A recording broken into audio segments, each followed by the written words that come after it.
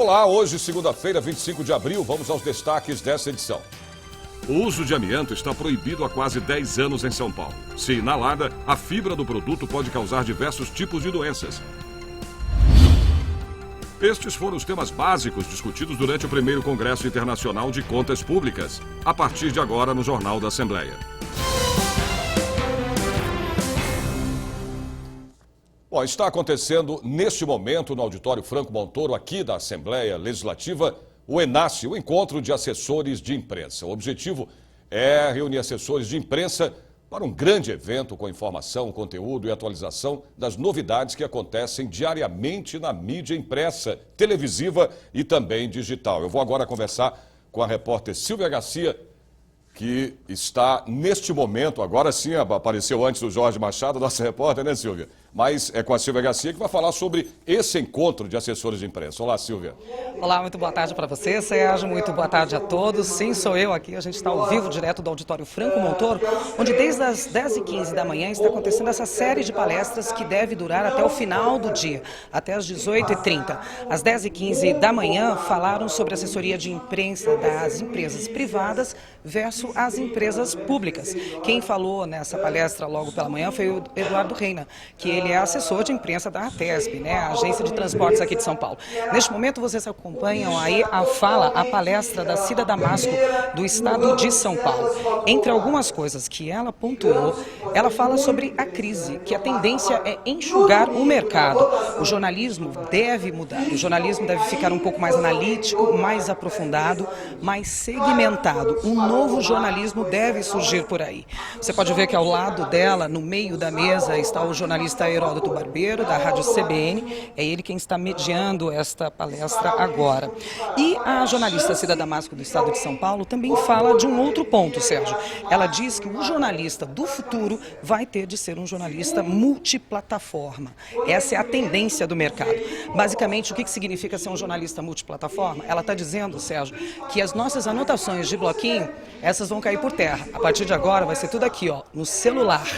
Bom, daqui a pouquinho, a partir de 1h30 da tarde, eles devem fazer uma pausa para o almoço e depois voltar com uma sequência de palestras. À tarde, eles vão falar sobre mídia digital e mídia na TV. Na parte de mídia digital, a gente deve receber aqui assessores de imprensa, chefes de reportagem do portal R7, também da TV Bandeirantes e também do SBT. Sérgio, volto com você. É muito importante, né, Silvia, essa inovação, essa tecnologia, né, de aparelhos dentro do jornalismo. Bom, sob a coordenação do deputado Carlos Neder, do PT, foi lançada no Auditório Franco Montoro Frente Parlamentar em Defesa das Universidades Públicas. Veja aí. Com a participação dos deputados José Zico Prado, líder do PT, Davi Zaia, do PPS, João Paulo Rilo e Marcos Martins, ambos do PT. O deputado Carlos Gianazzi, do PSOL, foi eleito por aclamação vice-coordenador da frente. Uma grande questão debatida aqui hoje, que me preocupa muito, é a questão do financiamento das universidades estaduais, das universidades públicas. Porque há uma maquiagem na transferência de recursos aqui. O governo estadual não repassa o que deveria repassar para as universidades e agora, com a alegação da crise, se repassa muito menos. Então as universidades terão dificuldades. Na mesa principal, os reitores das 3 universidades públicas paulistas enalteceram a criação da frente e apontaram como crucial o financiamento. O reitor da USP, Marco Antônio Zago, chegou a dizer que o modelo paulista, que vincula 9,57% da cota-parte do ICMS para as universidades, é exemplar e que mais garante a autonomia.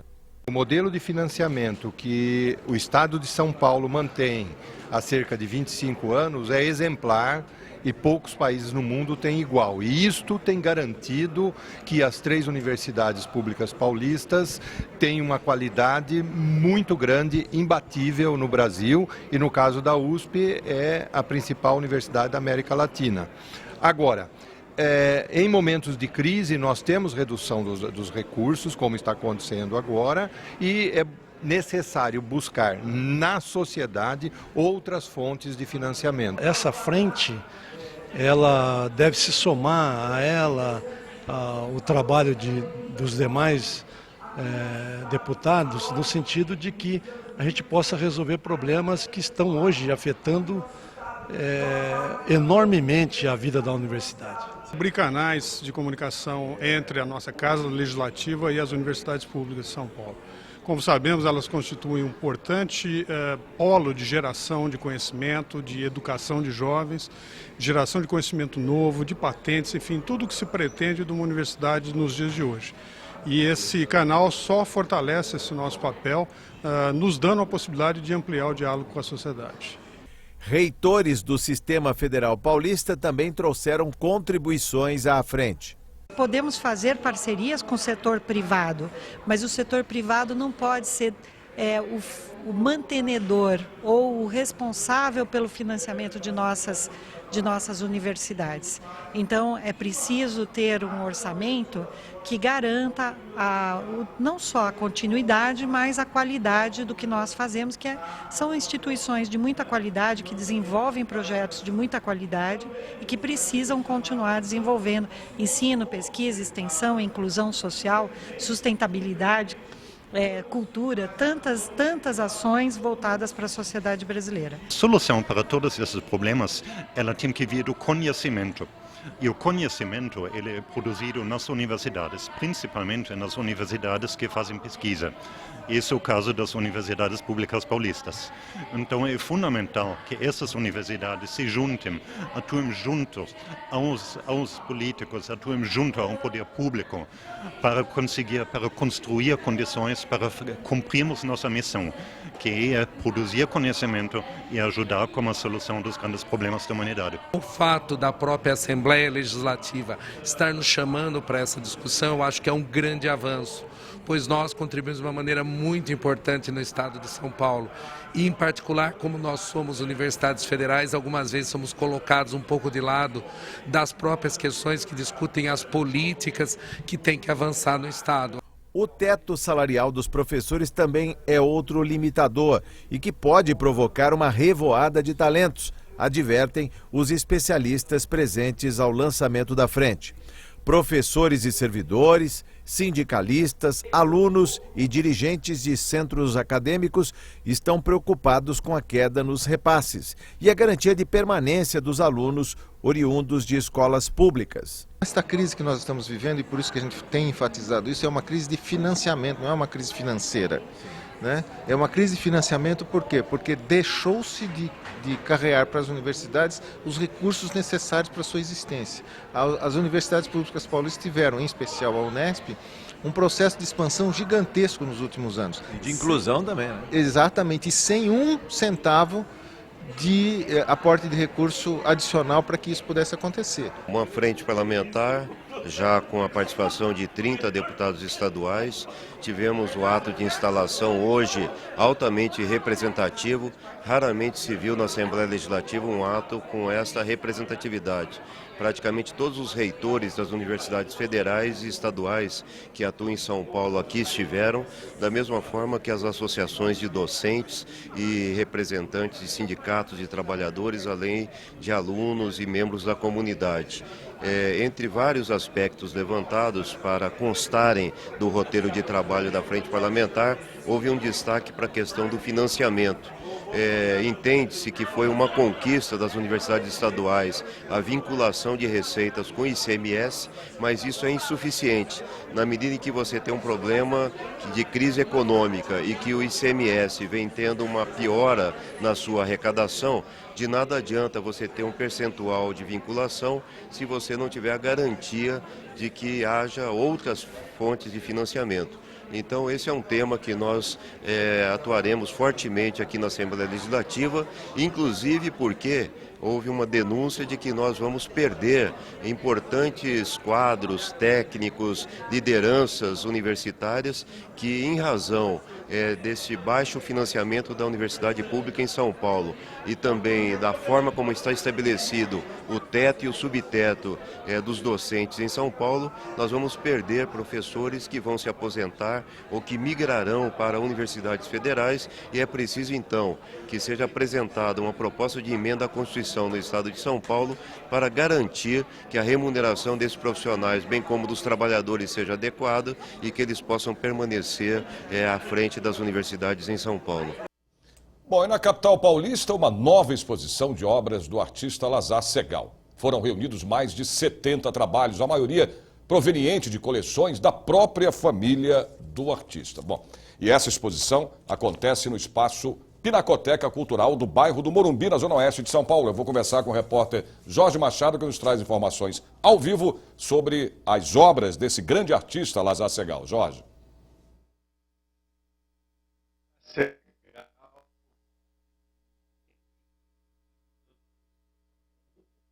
Aí de dimensão sinal. da mostra é o curador, é o Max Perlingeiro. Max, aqui é o fundo, né? Uma obra emblemática, por quê? Explica para o nosso telespectador. Segal, quando vem para o Brasil, ele abandona a temática do judaísmo e cria uma obra essencialmente brasileira. Essa aqui, Vigília Fúnebre, tem, digamos, que característica marcante? Esse quadro foi um quadro que ele pinta, uma homenagem pela morte do pai dele, Abel Segal, e que ele quebra os paradigmas do judaísmo, onde aparece a figura do pai, uma coisa que não é permitida, e muito menos a presença das mulheres. Ele expressa realmente a...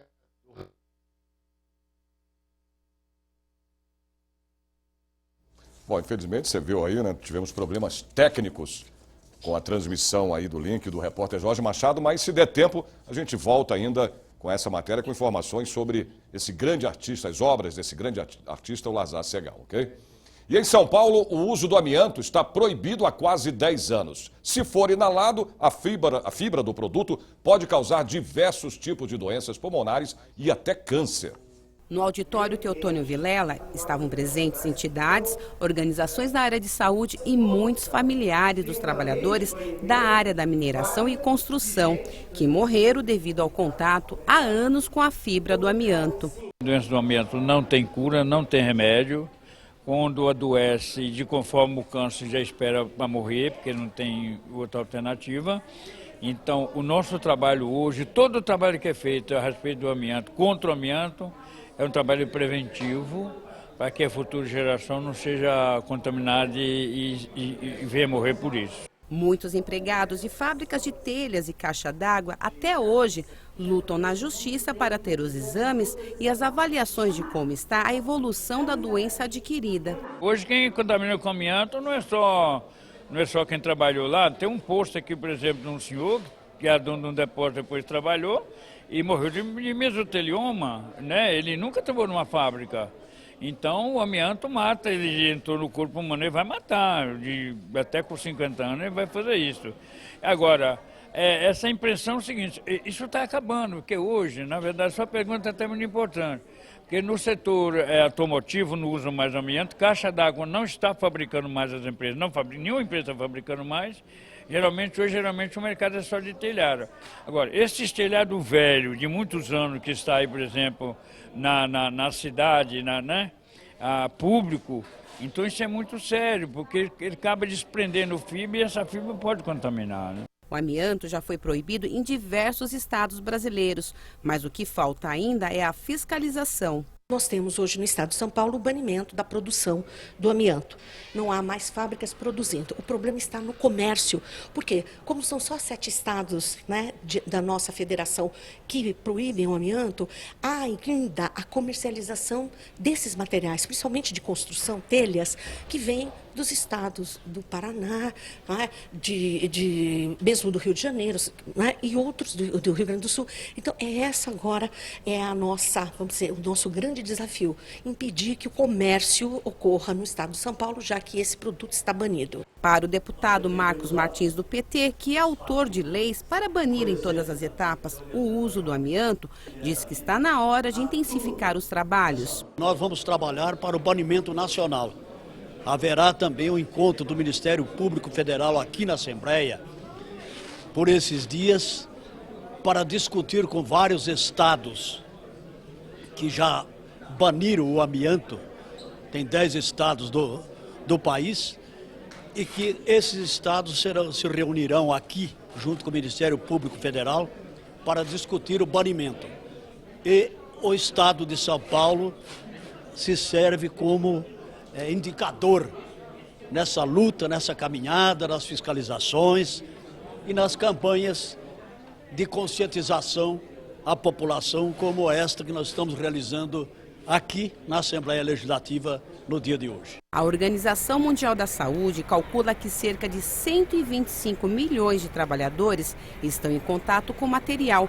Por isso, o amianto foi colocado no grupo principal de substâncias cancerígenas. Diante deste quadro, o produto já foi proibido em mais de 60 países. Muito bem, vamos agora à previsão do tempo para amanhã, terça-feira. São Paulo com sol entre nuvens. A máxima chega a 29 graus. Campinas, tempo encoberto. A máxima deve bater os 30 graus. São José dos Campos, a terça-feira, com nebulosidade, faz calor. A máxima chega aos 29 graus. Já em Sorocaba, o tempo será com sol entre nuvens. A temperatura alcança os 31 graus. Ribeirão Preto, a terça-feira, será de sol entre nuvens. Os termômetros deverão marcar até 31 graus.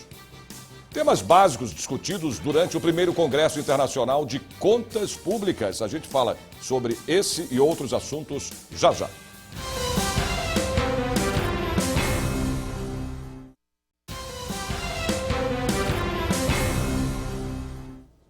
Os desafios dos tribunais de contas, a programação e as técnicas de controle orçamentários. Bom, esses foram os temas básicos discutidos aqui na Assembleia Legislativa durante o primeiro Congresso Internacional de Contas Públicas. Administrar dinheiro não é fácil. Imagine quando é dos outros. O primeiro Congresso Internacional de Contas Públicas iniciou o terceiro dia de palestras falando sobre orçamento. Na verdade, sobre a falta dele e como fazer uma boa administração assim.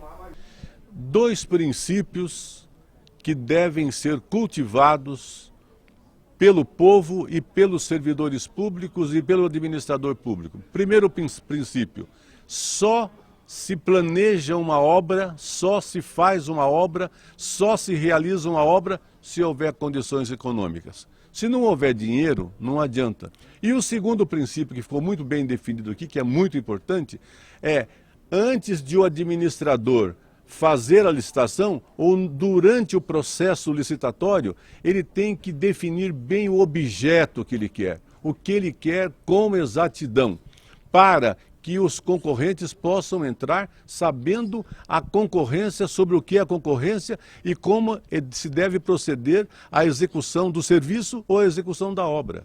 207 bilhões de reais. Este foi o orçamento para o Estado em 2016. Cifras altas, que deveriam facilitar uma gestão. O problema é que se calcula um orçamento desse, mas aí na execução orçamentária, muitas vezes você não consegue chegar a esse número. Precisa haver um planejamento muito grande em cima disso, porque você precisa calcular de fato esse gasto e também prever uma queda dessa arrecadação. Você não pode continuar com um gasto muito alto e a sua arrecadação baixando, senão essa conta não fecha. Quando a gente fala, vamos fazer ajustes fiscais, ótimo. Como é que nós vamos fazer ajustes fiscais? Tirando aquilo que poderia ser o a mais e deixando aquilo que é o eminentemente essencial. Então existem serviços, existem atividades que o poder público precisa disponibilizar à sociedade, como um todo, e que não pode prescindir deles. No último dia de congresso, o auditório Paulo Kobayashi recebeu professores, autoridades, advogados e completou todos os 6 painéis. Desde segunda-feira, a Assembleia Legislativa de São Paulo, juntamente com a Fiesp, trouxe discussões como programação orçamentária, técnicas de controle e os desafios dos tribunais de contas no século XXI. Esse é o primeiro congresso. Ele deve continuar? Sim, vamos realizar outros congressos nos próximos anos. É um evento bastante grande, que dá bastante trabalho para a gente realizar, mas a nossa ideia é continuar 2017, 2018. Não sei ainda se aqui no estado de São Paulo, mas eu sei que vou poder sempre contar com o apoio de vocês e a participação de vocês. Muito obrigado. Afinal de contas, a gente sempre tem para pagar. E para prestar. Desde que o mundo é mundo, existe um governo arrecadando, um povo pagando e esse governo precisando reverter em serviço para a população. Então isso é um negócio que vai ser perene para o resto da vida. Mais previsão do tempo para amanhã em outras cidades do interior e também do litoral do estado. Santos, tempo bom, com sol com nuvens. Faz calor, a máxima chega aos 35 graus. São José do Rio Preto, a terça-feira, tem tempo encoberto, faz calor também. A máxima prevista é de 34 graus. Mogi das Cruzes, dia com sol entre nuvens. Temperatura deve bater os 33 graus. Piracicaba, a terça-feira será de tempo encoberto, faz calor. Os termômetros devem bater os 34 graus. A Organização Mundial de Saúde, a OMS, aponta a obesidade como um dos maiores problemas de saúde pública no mundo. Você vai ver em instantes.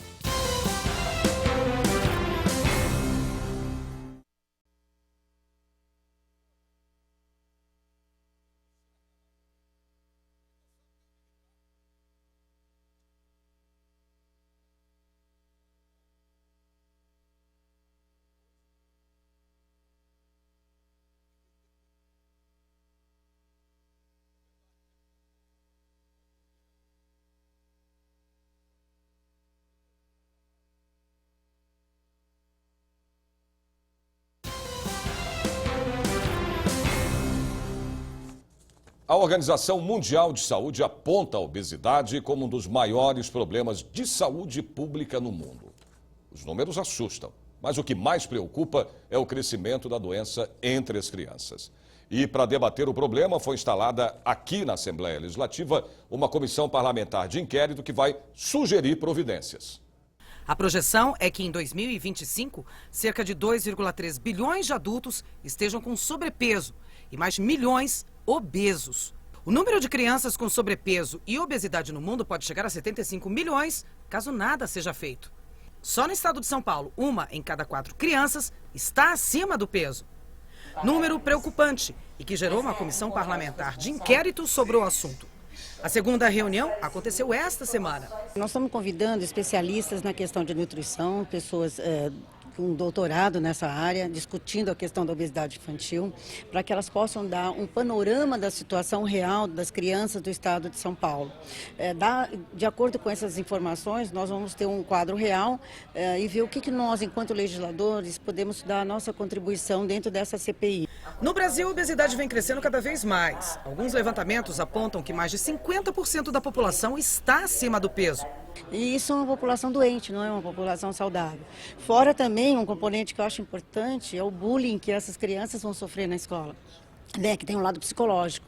Então, vamos trazer também especialistas nessa questão, para que nós possamos, talvez, discutir estratégias, né, que possam ser discutidas depois com os dirigentes de escolas, né, para que nós possamos irradiar essa discussão que tivemos aqui para contribuir. Estamos convidando também a Associação Brasileira de Alimentação e a Associação de Refrigerantes e Bebidas Não Alcoólicas, para que elas também, nós possamos discutir, né, os dados que nós temos e em relação aos produtos que eles oferecem e como contemporizar a vontade das crianças, né? A educação das crianças, porque na verdade eu costumo dizer que nós não estamos caçando quem é o vilão, porque a educação começa dentro de casa. O Mundo de Tim Burton, uma exposição que explora toda a gama do trabalho criativo dele e que apresenta desde desenhos da primeira infância até sua carreira consolidada como diretor. Pois é, a exposição Mundo de Tim Burton foi organizada pelo Museu da Imagem e do Som aqui na capital paulista e também pela curadora independente Jenny Ri, em colaboração com a Tim Burton Productions. Vamos conferir agora na reportagem da Priscila Silvério. A mineira Andréia Freitas veio curtir o feriado prolongado em São Paulo. Aproveitou para ver a exposição Mundo de Tim Burton. Eu sou de Minas, então a gente tinha comprado antes, aí eu já comprei com bastante antecedência. Escolheu o feriado para passar em São Paulo e curtir? Exatamente. Eu quis aproveitar, queria muito ter vindo antes, mas não consegui. Eles abriram mais ingressos depois, aproveitei o feriado para vir ver. Isabel, aos 9 anos, também é fã. Eu achei bem legal, porque eu gostei muito das artes, que eu achei muito bonito e achei bem interessante. Você já assistiu algum filme dele? Já.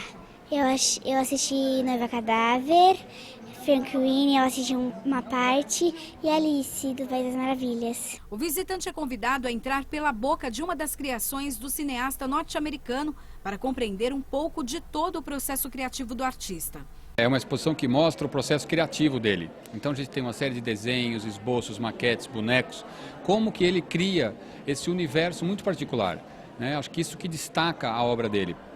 Ao contrário da maior parte dos cineastas, ele conseguiu criar esse universo. Você, sem saber, se você assiste ali um trailer, em 15 segundos você já sabe que aquilo é do Tim Burton. Aquele universo sombrio, aquele universo sempre com personagens aparentemente desajustados, mas ao mesmo tempo com um certo humor, com uma certa doçura. E é isso que a gente vai encontrar aqui. Essa exposição já teve em 9 lugares do mundo, mas também aqui no Brasil a gente criou toda uma cenografia inovadora. O Museu da Imagem e do Som é a primeira instituição da América Latina a receber a exposição de Tim Burton. O MIS criou um projeto cenográfico diferenciado das outras edições do mundo. Bom, a diferença aqui é 95% da exposição, porque teve uma orientação do André do MIS, o André Sturmi, em a gente separar as obras por emoções.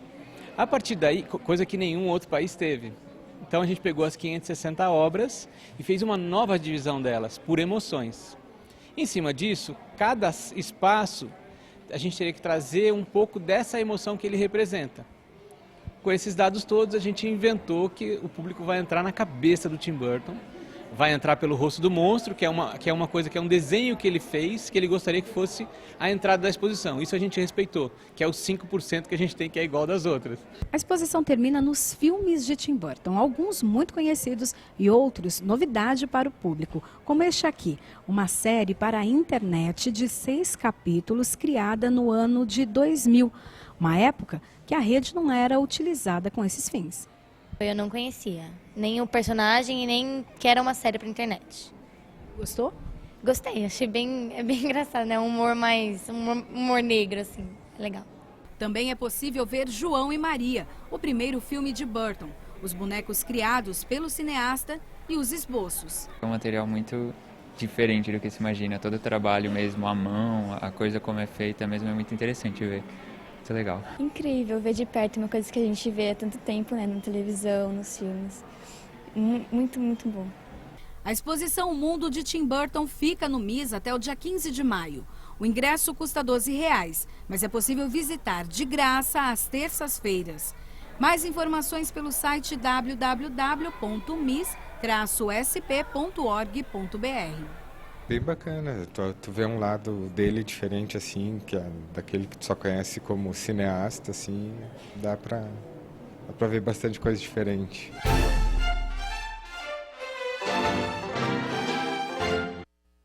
Vale a pena visitar a exposição do Tim Burton, né? Para qualquer idade, hein? Vale a pena. O Jornal da Assembleia de hoje termina aqui, mas você pode acompanhar toda a programação da TV Assembleia SP através do portal, que é o al.sp.gov.br. A gente se vê de novo amanhã, a partir do meio-dia. Até lá.